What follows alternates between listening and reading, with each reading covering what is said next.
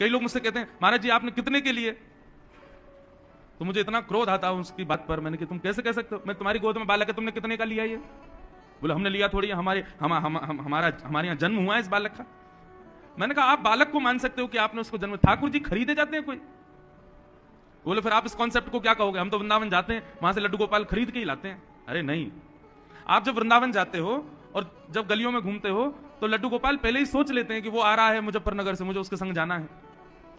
जैसे ही आप उस दुकान के सामने से गए तो ठाकुर जी आपके चित्त में विराजमान हो जाते हैं। बोले अरे मैं यहां हूं, यहां से लेके जाओ मुझको, मैं तुम्हारे घर जाना है।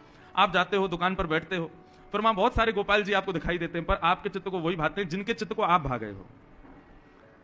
तो फिर आप कहोगे तो फिर पैसा क्यों दिया हमने दुकानदार को? पैसा इसलिए दिया, बोले हमारे चित्त आपके पास इतने दिन विराजे रहे, इसकी न्यौछावर रख लीजिए। ये तो हमारे ठाकुर जी जिस दिन इनका निर्माण हुआ ये उसी दिन हमारे थे, पर इतने दिनों तक ये आपके यहां विराजे रहे हैं, इसकी भैया न्यौछावर आप रखो और इनको हमको दो।